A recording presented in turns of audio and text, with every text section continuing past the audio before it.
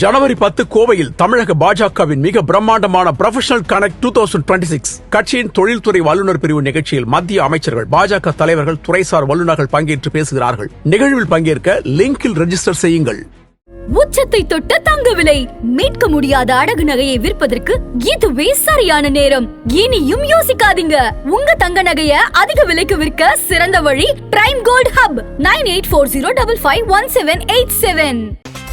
No compromise. உங்க சைடுலயும் எங்க சைடுலயும். It's a GT promise. GT Holidays, South India's #1 travel brand. அடிப்படையில் பார்த்தால் பங்களாதேஷிற்கு பாகிஸ்தான் தான் எதிரி நாடு. ஆமா, இந்தியா இல்ல. இந்தியா நட்பு நாடு. அதன் அடிப்படையில் தான் நமக்கு பல்வேறு உதவிகளை நம்ம செஞ்சுக்கிட்டே இருந்தோம். தொடர்ச்சியா அங்க ஜனநாயகத்தை கட்டமைக்கின்ற வேலையை கூட நம்ம தான் செஞ்சோம். இருந்தாலும் அங்க ஏன் இந்த மாதிரியான ஒரு சூழல் அப்படிங்கிறது முக்கியமானது.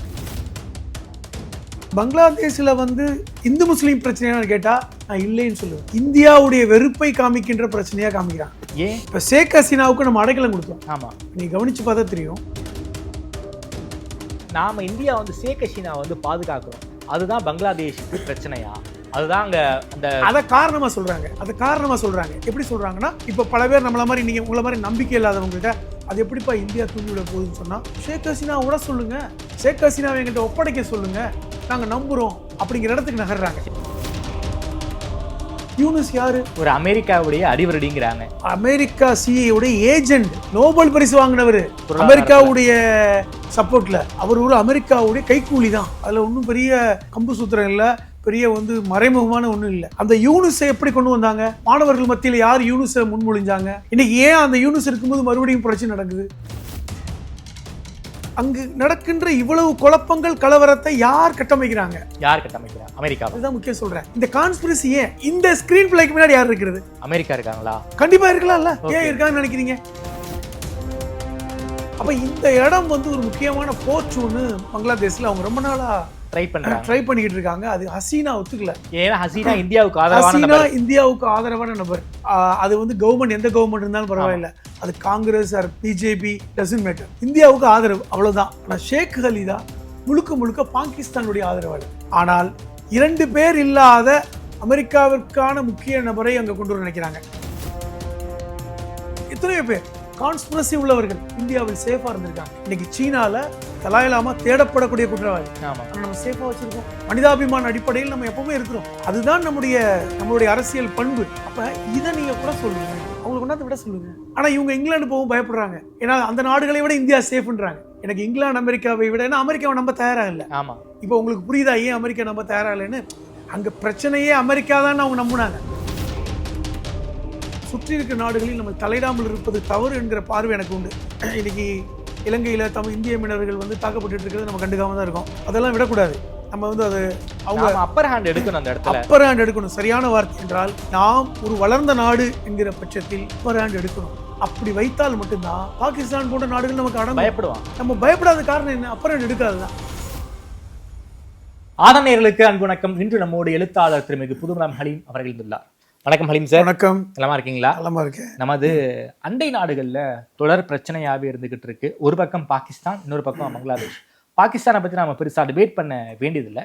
பங்களாதேஷ் நமக்கு ரொம்ப ரொம்ப அணுக்கமாக இருந்த நாடு. ஷேக் ஹசீனா அவர்கள் பிரதமராக இருக்கும் வரை இந்தியாவுக்கும் பங்களாதேஷுக்கும் ரொம்ப நல்ல சுமூகமான உறவு. அதாவது பங்களாதேஷ்க்கு நாம சொல்ல முடியாத உதவிகளை இந்தியா தொடர்ச்சியா பண்ணிக்கிட்டே இருக்காங்க. சமீபத்தில் அங்கே ஒரு மிகப்பெரிய கிளர்ச்சி, ஆட்சி மாற்றம்லாம் நடந்திருக்கு. அந்த கிளர்ச்சி என்பது இந்தியாவுக்கு எதிரான ஒரு மனநிலையா மாறி இருக்கு. அங்கே இருக்கக்கூடிய மெஜாரிட்டிஸ் வர்சஸ் மைனாரிட்டின்னு மாறி இருக்கு. அதாவது இந்து முஸ்லீம் கலவரமா மாறி இருக்கு. இது நாம எப்படி புரிஞ்சுக்கிறது? அல்லது இந்து முஸ்லீம் கலவரமா புரிஞ்சுக்கிறதா, அல்லது இந்தியாவுக்கு எதிரான மனநிலை பங்களாதேஷ்ல அதிகரிச்சிருச்சு, அது இந்தியாவுக்கு எதிரான ஒரு மனநிலை நாம எடுத்துக்கிறதா? உண்மையாலுமே பங்களாதேஷ்ல என்ன நடந்துகிட்டு இருக்கு? ஏன் இந்தியா ஒரு பேசுபொருளா அங்க மாறி இருக்கு? இது முக்கியமாக இந்திய வெளியுறவுத்துறையினுடைய தோல்வியாது. அதாவது நீங்க சொன்ன மாதிரி பங்களாதேஷுக்கு அதிகமான உதவிகளை செய்தவர்கள் நம்ம தான். பங்களாதேஷ் என்ற ஒரு நாடு உருவானதற்கு காரணமே நம்ம தான். ஆமா, இந்திரா காந்தி தான் உருவாக்கி கொடுத்தாங்க. 71 பாகிஸ்தானை வீழ்த்தி விட்டு அந்த யுத்தத்தில் ஜெயித்து கிழக்கு வங்காளதேசத்தை பங்களாதேஷாக மாற்றி கொடுத்தவர்கள் நாம். ஆமா, அதற்கு பெரிய நன்றி கடனே அவர்கள் படணும். ஆனால் அதை முஜிபுர் ரஹ்மான் காலத்திலேயே அது வந்து பெரிய அளவில் பேசப்பட்டு ஷேக் ஹசீனா காலம் வரைக்கும் அது பெரிய அளவில் அந்த நன்றி கடன் இருந்தது. சொல்லப்போனால் முஜிபுர் ரஹ்மானுடைய அந்த அவாமி லீக் கட்சி வந்து ஒவ்வொரு ஆண்டும் வந்து இந்தியாவை வந்து நன்றி கூறக்கூடிய ஒரு நாள்லாம் கொண்டாடுவாங்க. பங்களாதேஷ் உருவானதே இந்தியர்களால். இரண்டாவது அடிப்படையில் பார்த்தால் பங்களாதேஷிற்கு பாகிஸ்தான் தான் எதிரி நாடு. ஆமாம், இந்தியா இல்லை. இந்தியா நட்பு நாடு. இப்போ அதன் அடிப்படையில் தான் வந்து நமக்கு பல்வேறு உதவிகளை நம்ம செஞ்சுக்கிட்டே இருந்தோம். தொடர்ச்சியாக அங்கே ஜனநாயகத்தை கட்டமைக்கின்ற வேலையை கூட நம்ம தான் செஞ்சோம். அங்கே ஜனநாயகத்தை வந்து சொல்லப்போனால் முதல் தேர்தலையே நம்முடைய இன்டர்வென்ஷனில் நடந்துச்சு அந்த தேர்தல் எல்லாம். இருந்தாலும் அங்கே ஏன் இந்த மாதிரியான ஒரு சூழல் அப்படிங்கிறது முக்கியமான அசாதாரண சூழல். ஏன் இந்த அசாதாரண சூழல் அப்படிங்கிறது முக்கியமானது. இது வந்து பங்களாதேஷில் மட்டும்தான் நடக்குதான்னு கேட்டால் கிடையாது. சமீபத்தில் நேபாளில் நடந்துச்சு. ஆட்சியாளர்கள் தூக்கி எறியப்பட்டாங்க. அப்போ அதை என்ன சொல்வது? இப்படி பல்வேறு நாடுகளில் ஆட்சியாளர்களுக்கு எதிரான கிளர்ச்சி இலங்கையில் நடந்துச்சு. இப்படி நடக்குது. ஆனால் பங்களாதேஷ் பிரச்சனையை மட்டும் ஏன் இந்த மாதிரியான ஒரு பார்வை பார்க்கப்படுது? இப்போ நீங்கள் கேட்டீங்க, இது இந்து முஸ்லீம் பிரச்சனையா அப்படின்னு கேட்டீங்க. இது பெரும்பான்மை சிறுபான்மைக்குள்ள பிரச்சனை. இன்னும் சொல்ல போனால் பங்களாதேஷில் பெரும்பான்மையாக முஸ்லீம்கள் இருக்காங்க, சிறுபான்மை மக்களாக இந்துக்கள் இருக்காங்க. இந்தியாவில் பெரும்பான்மை மக்களாக இந்துக்கள் இருக்காங்க, சிறுபான்மை மக்களாக முஸ்லீம்கள் இருக்காங்க. உலகம் எங்கே வேணாலும் எடுத்துக்கோங்க, சிறுபான்மை மக்கள் எங்கே வேணாலும் பாதிக்கப்பட்டு தான் இருக்காங்க. இப்போ அமெரிக்காவில் இந்தியா வம்சாவளியை சார்ந்தவர்கள் பாதிக்கப்படுறதும், இப்படி எல்லா நாடுகளிலும் சிறுபான்மை மக்களுக்கு அச்சுறுத்தல் இருப்பதும் ஏற்றுக்கொள்ளவே முடியாது. அந்த பாதிப்பு இருக்கிறது. ஆனால் பங்களாதேஷில் வந்து இந்து முஸ்லீம் பிரச்சனையான்னு கேட்டால் நான் இல்லைன்னு சொல்லுவேன். இந்தியாவுடைய வெறுப்பை காமிக்கின்ற பிரச்சனையாக காமிக்கிறாங்க. ஏன்? இப்போ ஷேக் ஹசீனாவுக்கு நம்ம அடைக்கலம் கொடுத்தோம். ஆமாம், நீ கவனித்து பார்த்தா தெரியும். இந்த அவாமி லீக் வந்து அது இந்திரா காந்தி காலத்துலேயும் சரி, அது இப்போ இருக்கின்ற மோடி காலமும் சரி, நம்ம எப்பொழுதுமே வந்து முஜிபுர் ரஹ்மான்லேருந்து ஷேக் ஹசீனா வரை நம்ம அவங்களுக்கு ஆதரவு கொடுத்துருக்கோம். சொல்லப்போனால் இந்திரா காந்தி காலத்தில் முஜிபுர் ரஹ்மானுக்கு பின்னாடி அது ஒரு பிரச்சனை வந்தபோது ஷேக் ஹசீனாவை நம்ம இந்தியா அடைக்கலம் கொடுத்து அவரை கல்வி கூட இங்கே தான் கற்றுக்கிட்டாங்க, டெல்லியில். அந்த காலம்லாம் இருந்தது. இன்னும் சொல்லப்போனால் இந்தியர்களுக்கென்று அங்கே வந்து பெரிய மதிப்பு இருக்கிறது பங்களாதேஷில். இது சமீப காலமாக ஏன் இந்த மாற்றம்? இப்போ அவாமி லீக்கை ஆதரிப்பவர்கள் வந்து ஒரு கூட்டம் இருக்குது, பெரிய கூட்டம் இருக்குது. ஆமாம், அவங்க இன்றைக்கும் ஷேக் ஹசீனாவை ஆதரிக்கிறாங்க. அந்த நபர்கள் எல்லோருமே இந்தியாவுடைய ஆதரவு மனநிலை உள்ளவங்க தான். அதில் இந்து முஸ்லீம் பிரச்சனை இல்லை. இந்த அவாமி லீக் இல்லாமல் பங்களாதேஷ் நேஷனல் பார்ட்டின்னு சொல்லக்கூடிய ஹலீதா பார்ட்டி, இவர்கள் பாகிஸ்தான் ஆதரவாளர்கள். இவர்கள் பாகிஸ்தான் ஆதரவாளர். ஏன் அப்படின்னா 2006 ஷேக் ஹசீனா இல்லை, காலிதா பிரதமராக இருந்தார். அப்பொழுது வந்து அதில் பெரிய பிரச்சனையாகி அந்த ஆட்சி மாற்றம் ஏற்பட்டு ஷேக் ஹசீனா பிரதமராக வரும் பொழுது காலிதாவும் அவர் குடும்பத்தினரும் கைது செய்யப்பட்டு சிறையில் அடைக்கப்பட்டார் ஊழல் குற்றச்சாட்டில். அது அவருடைய மகன், காலிதாவோட மகன் பார்த்தீங்கன்னா இங்கிலாந்துக்கே அப்புறம் 2 பேருமே போயிட்டாங்க. இன்று வரை, அதை நேற்று வரை 2024 வரை காலிதா சிறையில் இருந்தவர் தான் ஊழல் குற்றச்சாட்டில். இப்போ இந்த நேரத்தில் தான் அங்கு பல்வேறு இன்டர்நேஷ்னல் கான்ஸ்பிரசின்னு சொல்லக்கூடிய சர்வதேச சதிக்கு பங்களாதேஷ் உட்படுத்தப்பட்டது. இங்கே கூட சில வருடங்களுக்கு முன்பு அமெரிக்காவுடைய அந்த அந்த இராணுவ தளம் வந்து அங்கே வேணுங்கிறத ஷேக் ஹசீனா ஒத்துக்கல அப்படிங்கிற ஒரு பிரச்சனை பார்த்தோம். அதனால தான் இந்த மாணவர்கள் தூண்டி விடப்பட்டார்கள்ங்கிற கான்ஸ்பிரசியை வெளிநாட்டில் இருக்கின்ற பத்திரிகைகள்லாம் பேசினாங்க. மாணவர்கள் கிளர்ச்சி தான் ஏற்பட்டுச்சு. அது ஷேக் ஹசீனாவுடைய முடிவுரை எழுதப்பட்டது. ஷேக் ஹசீனாவை இராணுவமே இந்தியாவில் கொண்டாந்து விட்டுட்டு போயிட்டாங்க. இப்போ அதே காலகட்டத்தில் இந்த யூனுஸை கொண்டு வந்தாங்க. யூனுஸ் யாரு? ஒரு அமெரிக்காவுடைய அடிவரடிங்கிறாங்க. அமெரிக்கா சிஐயோடைய ஏஜென்ட். நோபல் பரிசு வாங்கினவர் அமெரிக்காவுடைய சப்போர்ட்ல. அவர் ஒரு அமெரிக்காவுடைய கைக்கூலி தான். ஓகே, அதில் ஒன்றும் பெரிய கம்பு சூத்திரம் இல்லை, பெரிய வந்து மறைமுகமான ஒன்றும் இல்லை. அந்த யூனுஸை எப்படி கொண்டு வந்தாங்க? மாணவர்கள் மத்தியில் யார் யூனுஸை முன்மொழிஞ்சாங்க? இன்னைக்கு ஏன் அந்த யூனுஸ் இருக்கும்போது மறுபடியும் புரட்சி நடக்குது? இது நீங்கள் பார்க்கணும். இப்போ என்ன நடந்துருச்சு? யூனுஸ் ஆட்சி தான் நடந்துகிட்டு இருக்கு. அந்த நீதிமன்றம் ஷேக் ஹசீனாவுக்கு தூக்கு தண்டனை கொடுத்துட்டாங்க. அப்போ இந்தியா ஒப்புக்கொள்ளலை. இந்தியா வந்து ஷேக் ஹசீனாவை சரணடைய வைக்கணும்.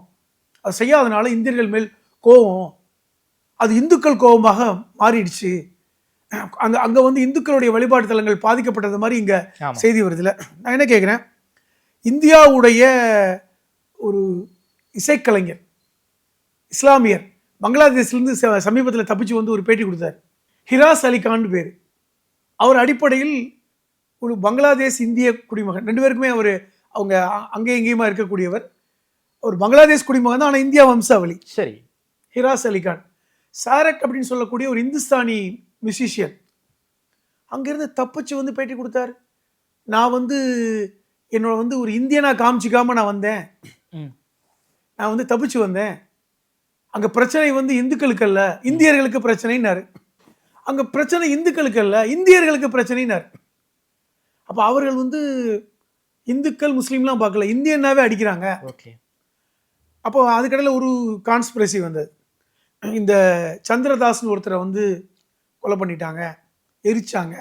அவரை வந்து தூக்கில் போட்டு அவர் இறந்ததுக்கு அப்புறம் கூட அவரை வந்து அவருடைய உடம்பையெல்லாம் வந்து காலால் மிதித்த ஒரு சம்பவம், ஒரு வீடியோ வந்தது. இப்படி தான் அங்கே இந்தியாவில் இருக்கின்ற இந்துக்கள் வந்து பாதிக்கப்படுறாங்க. ஆனால் அடிப்படையில் இந்த சம்பவத்துக்கு அவருக்கு சம்மந்தம் இல்லை. அது வந்து அங்கே நடந்த ஒரு நிகழ்வில் அவர் வந்து முகமது நபியை பற்றி தப்பாக பேசுனதா செய்தி பரப்பப்பட்டு, ஆனால் அதுக்காக நீ இவரை அடித்து கொண்டதை நியாயம்லாம் எடுத்துக்க மாட்டேன். அது என்னவோ அது சட்டத்தின் முன் ஒருத்தரை நிறுத்தணும். இப்போ யூனுஸ் கான் அதை சொல்லியிருக்காரு, அது யார் அடித்தாலும் அவங்கள யார் கொலை பண்ணாலும் அவங்க சட்டத்தை நிறுத்தப்படணும், அதில் மாற்றுக்கிறது இல்லை. நான் என்ன சொல்ல வரேன்னா, அங்கு நடக்கின்ற இவ்வளவு குழப்பங்கள் கலவரத்தை யார் கட்டமைக்கிறாங்க? யார் கட்டமைக்கிறா? அமெரிக்கா. அதுதான் முக்கியம் சொல்கிறேன்.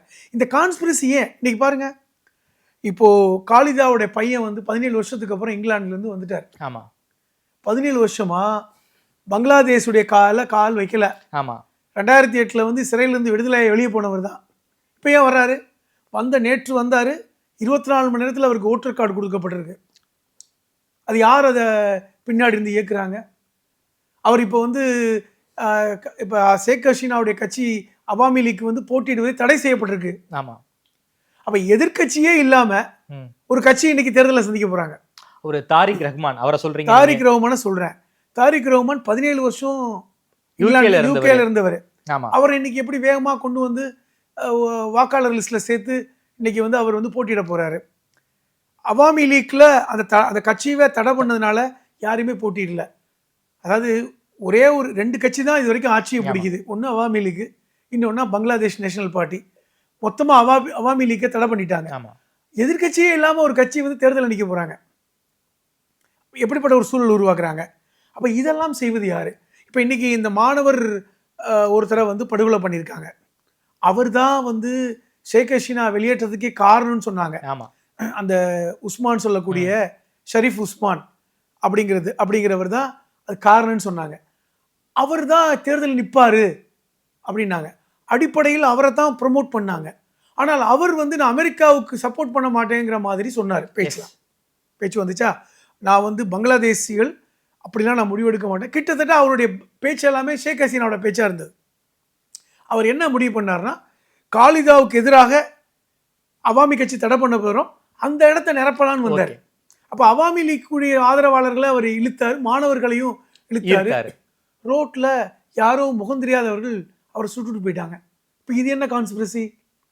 இன்னைக்கு வந்து எதிர்கட்சி எந்த கட்சியுமே இல்லாமல் தனியாக ஒரு கட்சி மட்டும் நின்று ஆட்சியை பிடிக்கிற ஜனநாயக முறையில் இப்போ என்ன பிரச்சனை? யூனுஸ்கான தற்காலிகமாக பிரதமராக்கியிருக்காங்க. அது ரொம்ப நாளைக்கு வச்சுக்க முடியாது. ராணுவம் இல்லைன்னா ராணுவ ஆட்சி பிடிச்சிடும். அப்போ ஒரு ஜனநாயக முறையில் ஆட்சியை நடத்தணும்னா தேர்தல் நடத்தணும். அப்போ இன்னைக்கு இந்த காலிதாவுடைய கட்சியை கொண்டு வந்தால் காலிதாவுக்கு உடம்பு முடியாமல் இன்னைக்கு சீரியஸான கண்டிஷனில் இருக்காங்க. ஆள் இல்லை. இன்னைக்கு தாரிக்கை வந்து கொண்டு வந்துட்டாங்க. ஓகே. இப்போ இந்த ஸ்கிரீன் பிளேக்கு முன்னாடி யார் இருக்கிறது? அமெரிக்கா இருக்காங்களா? கண்டிப்பாக இருக்கலாம்ல. ஏன் இருக்காங்கன்னு நினைக்கிறீங்க? இன்னைக்கு பங்களாதேஷ்ங்கிற அந்த ஸ்பேஸ் அமெரிக்காவுக்கு ரொம்ப முக்கியங்க. ஏன் வந்து பங்களாதேஷ்ல வந்து உங்களை ஏர் பேஸ் அமைக்கணும்னு அமெரிக்கா ரொம்ப காலமா ட்ரை பண்ணிக்கிட்டு இருக்காங்க? அவர்களுக்கு வந்து அங்க பாகிஸ்தான், சைனா, இந்தியா 3 நாடுகள், முரண்பட்ட 3 நாடுகள் இருக்குது இல்லையா? ஆனா பாகிஸ்தான் அமெரிக்காவுடைய இருக்காங்க, மாற்றம் இல்லை. ஆனால் பங்களாதேஷ் வந்து அவர்களுக்கு பல வகையில் வந்து உதவிகரமான அந்த போர்ட் இருக்கு. ஓகே, அந்த லேண்ட் பேஸ் இருக்கு. ஒன்று, சைனாவுக்கு அங்கிருந்தால் அச்சுறுத்தல் ஏற்படும் அப்படிங்கிறது இருக்கு. அப்ப இது கிட்டத்தட்ட சைனா அமெரிக்காவுடைய கான்ஸ்பிரசி தான் இன்னைக்கு பங்களாதேஷில் நடக்குது. ஓகே, நீங்க நல்லா புரிஞ்சுக்கணும். இதில் இந்தியாவோ பாகிஸ்தான்களோ ஒன்றும் ப்ளே பண்ணலை. ஏன்னால் இந்தியர்களை பொறுத்தவரை நம்ம வந்து அமைதியை விரும்புகிறோம். நம்ம திருப்பி திருப்பி சொல்கிறோம். அங்குள்ள தூதர்களை கூப்பிட்டு கூட சொன்னோம், எப்பா எங்கள் மக்களுக்கு எந்த பிரச்சனையும் வரக்கூடாது. நம்ம வந்து இந்திய அரசு இந்துக்கள்னு கூட சொல்ல, இந்தியர்களுக்கு பிரச்சனை வரக்கூடாது, அது யாராக இருக்கட்டும். அப்போ அந்த அளவில் தான் இருக்கும். இரண்டாவது, பொதுவாகவே நம்ம இந்தியாவை பொறுத்தவரை நாம் வந்து இந்த மாதிரி போரை விரும்புகிற மனநிலை உள்ளவர்கள் கிடையாது. நம்ம வந்து தேவையில்லாமல் போய் நம்ம பண்ணுறது இல்லை. நம்ம வந்து பங்களாதேஷோட எப்பொழுதுமே வந்து அயலக கொள்கை என்பது இன்னைக்கு வரைக்கும் ஸ்ட்ராங்காக தான் இருக்கு. பாகிஸ்தான் நமக்கு எதிரி நாடு, அதில் மாற்று கருத்து இல்லை. அப்போ பங்களாதேஷில் அமைதி நடக்கணும்னு நம்ம விரும்புகிறோம். அதனால் நம்ம அங்கே தலையிடலை. பாகிஸ்தானுக்குமே வந்து அமெரிக்கா இங்கே வந்து பெரிய அளவில் வரணுங்கிறது பாகிஸ்தானுக்கு விருப்பம் இல்லை. ஏனென்றால் அவர்கள் பாகிஸ்தான்லேயே வந்து இருக்கட்டுமே நினைக்கிறாங்க. இன்னைக்கு அதுதான் அவங்க விருப்பம். இப்போ நம்ம நாடே இருக்கே, எதுக்கு அங்கே போகணும்னு. சைனாவிற்கும் அமெரிக்காவுக்குமான இந்த நிழல் யுத்தம், கோல்டு வார் இருக்கு பார்த்தீங்களா, இதில் பாகிஸ்தானும் இந்தியாவும் பெருசாக சம்மந்தப்படலை. ஓகே, அவர்கள் இன்னைக்கு சம்மந்தப்படுற இடம் பங்களாதேஷ். அதை நோக்கி நகர்கிறது இன்னைக்கு. அதை நீங்கள் புரிஞ்சுக்கணும். இந்த தென்னாசிய அந்த நாடுகளில் இருக்கின்ற கான்ஸ்பிரசிக்கு முக்கியமான ஒரு தளமாக இன்னைக்கு பங்களாதேஷ் இருக்கு. நேபாளையும் இதே மாதிரி, அதே போல பங்களாதேஷ்லையும் இதே மாதிரி, பாகிஸ்தான்லையும் ஒரு இராணுவ ஆட்சி, அமெரிக்காவுக்கு நெருக்கமான ஒரு ஆள் தான் அங்கே வந்து பாகிஸ்தானுடைய தலைமை பொறுப்பில் இருக்காரு, அசீம் முனீர். அதுவும் இந்தியாவை சுற்றி இவ்வளவு பிரச்சனைகள் இருக்கு. ஏன் வந்து இந்த கான்ஸ்பிரசியில இந்தியா வந்து ஒரு பாட்டா அமெரிக்கா வச்சு விளையாடுது? எங்க இந்தியா வந்து உலகத்தில் 2வது பெரிய மக்கள் தொகை கொண்ட நாடு. பொருளாதார ரீதியாகவும் ஜிடிபியில் இன்னைக்கு ஒரு 5வது இடத்துல இருக்கின்ற நாடு. அதை விட முக்கியமானது கன்சியூமர் பேஸ் இருக்கின்ற நாடு. ஆமா, இன்னைக்கு அமெரிக்கா என்ன கண்டுபிடிச்சாலும், மேல் நாடுகள் என்ன செஞ்சாலும் அதை வாங்கக்கூடிய இடத்தில் நம்ம இருக்கிறோம். ஆமா, ஐபோன் ஒன்று லான்ச் பண்ணாங்கன்னா நம்ம தான் நிறைய வாங்குறோம். அதாவது அந்த நுகர்வோருடைய அந்த கன்சியூமிங் இடத்துல நம்ம இருக்கிறோம். மக்கள் தொகை ஜாஸ்திங்க, கன்சியூமிங் இங்கே தான் விற்க முடியும். இன்னும் சொல்ல போனால் அமெரிக்காவில் விலை போகாததெல்லாம் இங்கே கொண்டு வந்து விலையை கொட்டுறது விலையை பார்க்குறோம். அப்போ அது வந்து இப்போ இந்திய மார்க்கெட் அவங்களுக்கு முக்கியமானது. சைனாவில் அவங்க ஒன்றும் பண்ண முடியல, அது ஒன்று. இரண்டாவது, இந்தியாவுடைய அந்த ஹியூமன் அந்த ஃபோர்ஸ் இருக்குது பார்த்தீங்களா, அதை அமெரிக்கா எப்பொழுதுமே பயன்படுத்த நினைக்கும். அந்த அறிவை, இன்டலெக்சுவல் தளத்தையும், அந்த வணிகத்தையும், அந்த மனிதர்களுடைய அந்த ஆற்றலையும் அவர்கள் பயன்படுத்த நினைக்கிறாங்க. நீங்கள் அமெரிக்காவில் எத்தனை நாள் 5 கோடி பேர் தானேங்க. அந்த யோசிச்சு பார்த்தா மக்கள் தொகை என்ன இருக்குது? ஐரோப்பிய நாடுகள் எங்கே எடுத்தாலும் 1 கோடி 2 கோடி 10 கோடிக்கு மேலே எங்கே இருக்குது? நம்ம அப்படி இல்லையே, மிகப்பெரிய மக்கள் தொகை கொண்ட நாடு. அப்போ இந்த இடம் வந்து ஒரு முக்கியமான போர்ட் ஒன்று பங்களாதேஷில் அவங்க ரொம்ப நாளாக ட்ரை பண்ணிக்கிட்டு இருக்காங்க. அது ஹசீனா ஒத்துக்கல. ஏன்னா ஹசீனா இந்தியாவுக்கு ஆதரவான நபர், ரொம்ப முக்கியம். அது வந்து கவர்மெண்ட், எந்த கவர்மெண்ட் இருந்தாலும் பரவாயில்ல, அது Congress or BJP doesn't matter, இந்தியாவுக்கு ஆதரவு, அவ்வளோதான். இதே வந்து காங்கிரஸ் ஆட்சி செஞ்சாலுமே அவங்க ஆதரிப்பாங்க. ஆமாம். ஆனால் ஷேக் ஹலீதா முழுக்க பாகிஸ்தானுடைய ஆதரவாளர், அதுதான் முக்கியமானது. ஆனால் 2 பேர் இல்லாத அமெரிக்காவிற்கான முக்கிய நபரை அங்கே கொண்டு வர நினைக்கிறாங்க. இன்னைக்கு இந்த பாகிஸ்தானுடைய இந்த காலிதாவுடைய பையன் இருக்காருல்ல, அவர் வந்து அமெரிக்காவுடைய ஐரோப்பியுடைய அந்த சிந்தனையை இன்னைக்கு கொண்டு வந்திருக்காரு. ஏன்னா காலிதா கூட அந்த அளவுக்கு இருப்பாங்களான்னு தெரியாது. இப்போ இப்படிப்பட்ட ஒரு நபர் ஜனநாயக முறையில் தேர்வாயிட்டு வரணும்னு நினைக்கிறாங்க. இப்போ இதுதான் நாங்கள் நடக்குது. இதற்கு தடையாக இருந்த இந்த உஸ்மான், மாணவர் அமைப்பில் இருக்க இந்த உஸ்மான், அவர் இன்னைக்கு கொல்லப்பட்டிருக்கிறார். ஓகே, அதுதான் காரணம். இதை நம்ம சம்மந்தப்படலை. ஆனால் அங்கே என்ன மாதிரி பொருளை கிளப்புனாங்க, இந்தியா தான் இந்த மாணவரை கொண்டுட்டாங்கன்னு சொன்னாங்க. எப்படி, அதாவது ஒட்டுமொத்த கலவரத்துக்கும் காரணம் இந்தியா தான் அந்த மக்களுக்கு வந்து பொது புத்தியில் சொல்வது யாரு? நம்ம செய்யலை, நம்ம தலையிடலை, நம்மளுடைய உளவுப்படையும் அங்கே போய் இதெல்லாம் செய்யலை.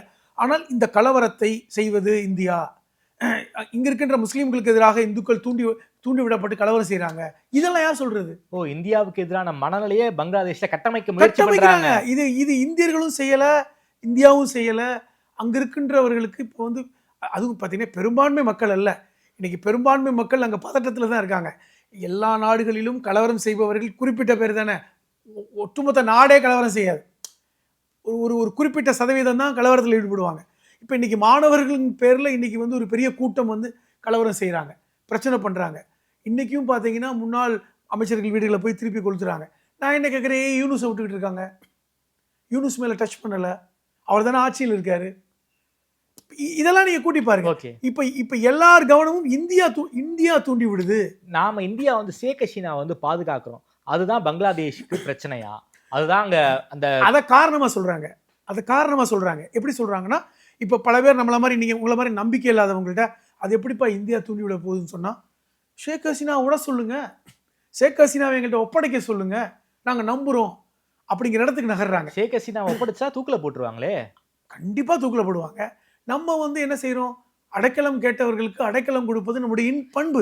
இத்தனைக்கும் அவங்க அடைக்கலம் கேட்கல, ராணுவமே கொண்டு வந்து டெல்லியில விட்டுட்டு போயிட்டாங்க அவங்கள. ஜிபி சொல்லுவேன், இம்ரான் கானே வந்து இந்தியாவில் அடைக்கலம் கேட்டா கூட நம்ம கொடுத்துருவோம். ஆமா. வாப்பா பரவாயில்ல, நீ முன்னாள் கிரிக்கெட்டரு, இங்கெல்லாம் விளையாண்டு இருக்க, ஆமா, நீ அடைக்கலம் கேட்டேன்னு கொடுத்துருவோம். இயல்பு நமக்கு. ஆமா. நம்ம யாரு அடைக்கலம் கேட்டவர்களையும் நம்ம வந்து வஞ்சித்தது கிடையாது. அடைக்கலம் கேட்ட எந்த வெளிநாட்டு தலைவர்களையும் நாம் தூக்கில் போட்டது கிடையாது.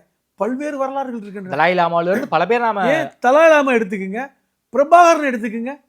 தேடப்படும் பொழுது பிரபாகரன் நீங்க சென்னையில் இல்லையா? எத்தனையோ பேர் கான்ஸ்பிரசி உள்ளவர்கள் இந்தியாவில் சேஃபா இருந்திருக்காங்க. நீங்க சொன்ன தலாய் லாமா இன்னைக்கு பெரிய எக்ஸாம்பிள். இன்னைக்கு சீனால தலாய் லாமா தேடப்படக்கூடிய குற்றவாளி. ஆனா நம்ம சேஃபா வச்சிருக்கோம். அது நம்ம இயல்பு, நம்ம கொள்கை. அது யாராக இருந்தாலும் அந்த ஒரு மனிதாபிமான அடிப்படையில் நம்ம எப்பவுமே இருக்கிறோம். ஆமா. அதுதான் நம்முடைய ஸ்டைல், அது நம்மளுடைய அரசியல் பண்பு. அப்ப இதை நீங்க கூட சொல்லுங்க, அவங்களை கொண்டாந்து விட சொல்லுங்க. ஆனா இவங்க இங்கிலாந்து போகவும் பயப்படுறாங்க. ஏன்னா அந்த நாடுகளை விட இந்தியா சேஃப்ன்றாங்க. எனக்கு இங்கிலாந்து அமெரிக்காவை விட, ஏன்னா அமெரிக்காவை நம்ப தயாரா இல்லை. ஆமா. இப்போ உங்களுக்கு புரியுதா ஏன் அமெரிக்கா நம்ப தயாரா இல்லைன்னு? அவங்க ஷேக் ஹசீனா இந்தியா வரும்போது கூட ஒரு வாரம் 10 நாள் இருந்துட்டு அமெரிக்கா போயிடுவாங்கன்னு பேச்சு வந்து. ஆனா போகல. என்ன காரணம் என்றால் அவர்கள் அமெரிக்காவை நம்ப தயாராக இல்லை. அங்க பிரச்சனையே அமெரிக்கா தான் அவங்க நம்பினாங்க. அப்ப அமெரிக்கா இங்கிலாந்து போன்ற நாடுகள் தான் பிரச்சனை பண்ணா, இவங்க அங்க போனா உயிருக்கு என்ன உத்தரவாதம்? இதான் போகல. அப்ப இதெல்லாம் நீங்கள் பார்க்கும் பொழுது நம்ம எதுவுமே செய்யல. அங்க நடக்கின்ற எல்லா செயல்களும் சர்வதேச கான்ஸ்பிரசி நடக்குது. அதை நம்ம இந்தியர்கள் புரிஞ்சுக்கணும். அங்க ஒன்றும் இந்து முஸ்லீம் பிரச்சனை நடக்கல. முஸ்லீம்கள் தூண்டி விட்டு அது வந்து ஒரு பொது புத்தியில இங்கேயும் அங்கேயும் சொல்றாங்க. அந்த பிரச்சனையை மடைமாற்றாங்க. அங்கு நடப்பது என்பது ஒரு சர்வதேச சதி. அதுக்கு இந்தியாவில் இருக்கின்ற இந்துக்களை பலிகடாவாக்குறாங்க. அது முஸ்லீம்கள் இந்து முஸ்லீம் பிரச்சனையா ஒரு கான்ஸ்பிரசி தியரியை கொண்டு வராங்க. அது அல்ல. தேர்தல் முடியும் வரை இந்த பிரச்சனை போகும். தேர்தல் பிப்ரவரி நடக்குது, முடிஞ்சப்புறம் பாருங்க இந்த பிரச்சனை மூடிடும். குறிப்பாக இதுல இந்திய வெளியுறவுத்துறை அவங்க இதுல கோட்டை விட்டாங்க அப்படிங்கிற ஒரு பார்வை இதுல இருக்கே சார். அதாவது வெளியுறவுத்துறை எந்த இடத்துல கோட்டை விட்டாங்க முக்கியமானது. இப்போ நம்ம பொதுவாக நம்முடைய வெளியுறவுத்துறை எப்படின்னா, தேவையில்லாமல் இன்னொரு நாட்டில் அந்த எதுவும் பிரச்சனை பண்ணுறது மாட்டோம். அதுதான் நம்ம பண்ணுறோம். இங்கே இருக்கின்ற இலங்கையில் கூட நம்ம வந்து பெருசாக உள்ள போய் இது பண்ணலை. ஆனால் நம்ம ஒரு நடுநிலைங்கிற இடத்துல நாம் வந்து ஒரு பஞ்சாயத்துக்கெலாம் போவோம். ஆனால் அதுக்காக வந்து இந்த சுற்றி இருக்கிற நாடுகளில் நம்ம தலையிடாமல் இருப்பது தவறு என்கிற பார்வை எனக்கு உண்டு. இன்னைக்கு இலங்கையில் இந்திய மீனவர்கள் வந்து தாக்கப்பட்டு இருக்கிறது நம்ம கண்டுக்காம தான் இருக்கோம். அதெல்லாம் விடக்கூடாது. நம்ம வந்து அது அவங்க அப்பர் ஹேண்ட் எடுக்கணும். அந்த இடத்துல அப்பர் ஹேண்ட் எடுக்கணும். சரியான வார்த்தை என்றால் நாம் ஒரு வளர்ந்த நாடு என்கிற பட்சத்தில் அப்பர் ஹேண்ட் எடுக்கணும். குறிப்பா நாம வந்து இலங்கைக்கு ஏகப்பட்ட உதவிகள் பண்ணியிருக்கோம். சமீபத்தில் ஒரு மிகப்பெரிய ஒரு வெள்ளம் புயல், அதுல இந்தியா இல்லைன்னா இலங்கைக்கும் சரி, நேபாளுக்கும் சரி, பங்களாதேஷுக்கும் சரி, பூட்டானுக்கும் சரி, நாம செஞ்ச உதவி மாதிரி யாரும் பண்ணது கிடையாது. ஆனா இன்னைக்கு பூட்டானை தவிர, பூட்டான்ல அங்க இந்த பிரச்சனை இல்லை, சின்ன நாடு. இந்த பூட்டானை தவிர இந்த 3 நாடுகளும் எப்படி நமக்கு திருப்பி கொடுத்தாங்க? நம்ம ஏன் அப்பர் ஹேண்ட் எடுக்கல? அதுக்காக வந்து ஒரே அடியா நம்ம வந்து நல்லவன் நியாயஸ்தன் இருக்க முடியாது. நாம இலங்கைக்கு வந்து கடன் இல்லாம நிதியுதவியே நிறைய பண்ணிருக்கோம். கடன் கிடையாம நிதியுதவி நிறைய பண்ணிருக்கோம். சமீபத்துல 4000 கோடி கொடுத்துருக்கோம். இப்ப சமீபத்துல இந்த ஆட்சி வந்ததுக்கு அப்புறம் இப்ப இதெல்லாம் கொடுக்குறோம். ஆனா ராமேஸ்வரத்துல நேற்று கூட மீனவர்களை தாக்கி இருக்காங்க, அப்பர் ஹேண்ட் எடுக்கல. நேபாளில் நம்முடைய இந்தியர்கள் தாக்கப்பட்டாங்க, அங்கேருந்து ஓடி வந்தாங்க எல்லாரும். இந்துக்கள் தான், அது ஒரு இந்து நாடு தான். ஆனால் அதே இந்து நாட்டில் இங்கே இருக்கின்ற இந்துக்கள் தாக்கப்பட்டாங்க, நம்ம அப்பர் ஹேண்ட் எடுக்கலை. இன்னைக்கு பங்களாதேஷில் இந்துக்களும் முஸ்லீம்களுமே, இந்திய இந்துக்களுமே தாக்கப்பட்டிருக்காங்க. அதுக்கு பெரிய உதாரணம் இந்த ஷிராஸ் அலி கான். நம்ம என்ன செய்யறோம்? இன்னமும் அப்பர் ஹேண்ட் எடுக்கல. இது இந்த கான்ஸ்பிரசிக்கு நம்ம வந்து நம்ம உட்படணும். ஒன்று, இதுல வந்து நம்ம வந்து தோத்து போறதை விட இதுல வந்து நம்ம சுணங்கி இருக்கோம் அப்படிங்கறத பாக்குறேன். ஏன் சுணங்கி இருக்கு? தேவையில்லாம நம்ம வந்து விலை கொடுத்து வாங்கணும்னு நினைக்கிறாங்க. அது தேவையில்லாம சர்வதேச சதிக்குள் அதுக்குள்ள மாட்டணுமான்னு நினைக்கிறாங்களா, இல்ல வந்து இது என்ன மாதிரியான ஒரு இது அப்படிங்கிறது புரியல. ஆனால் இருக்கக்கூடாது மட்டும் உறுதி, இப்படி இருக்கக்கூடாது. இதை நம்ம வந்து ஒரு உறுதியான முடிவுகளை அறிவிக்கணும். நம்ம போய் ரஷ்யா உக்ரைன் போருக்கெல்லாம் நம்ம வந்து தீர்வு சொல்கிறோம். ஆனால் பக்கத்தில் இருக்கிற நாடுகளில் நம்ம அப்பர் ஹேண்ட் எடுக்கணும். நம்ம தான் வைக்கிறது தான். அப்படி வைத்தால் மட்டும்தான் பாகிஸ்தான் போன்ற நாடுகள் நமக்கு அடங்கும். பயப்படுவான். நம்ம பயப்படாத காரணம் என்ன? அப்பர் ஹேண்ட் எடுக்காது தான். இப்போ இது முக்கியமானது. இதில் வெளியுறவு கொள்கையை நம்ம சேஞ்ச் பண்ணணும். ஓகே ரொம்ப காலங்காலமாக அந்த வெளியுறவு கொள்கை வந்து அப்படியே தான் கொண்டு போயிட்டு இருக்கோம். ஓகே அதில் நிறைய மாற்றங்களை கொண்டு வரணும். அதற்கு ஒரு முடிவை எடுக்கணும். இப்போ நம்ம இந்த பத்திரிகைகளிலும் ஊடகங்களில் வருகின்ற இந்த செய்திக்கே முதல்ல இந்திய அரசு முற்றுப்புள்ளி வைக்கணும். இது அரசியலாக்கக்கூடாது. ஓகே அங்கே நடக்கிறது இது இல்லைப்பா, இந்த மாதிரி அப்படிங்கிற அந்த ஒரு டிரான்ஸ்பரன்சி, வெளிப்படையான கருத்தை இந்திய அரசாங்கம் பேசணும். ஓகே அப்பொழுது தான் நம்ம வந்து அதற்கான ஒரு சூழலும் ஒரு இந்தியர்களுக்கான அந்த மனநிலையும் ஏற்படும். ஓகே, ரொம்ப நன்றி சார். குறிப்பாக பங்களாதேஷ் நடக்கக்கூடிய இஷ்யூ வந்து இந்து முஸ்லீம்களுக்கான பிரச்சனை கிடையாது. அதில் வந்து சர்வதேச சதி இருக்கு. அமெரிக்காவே நேரடியாக ஈடுபட்டிருக்கான பல்வேறு விஷயங்களை ரொம்ப வெளிப்படையாக பேசியிருக்கீங்க. நேரில் வந்து நேரம் கொடுத்து பேசிய நமக்கு நன்றி. நன்றி.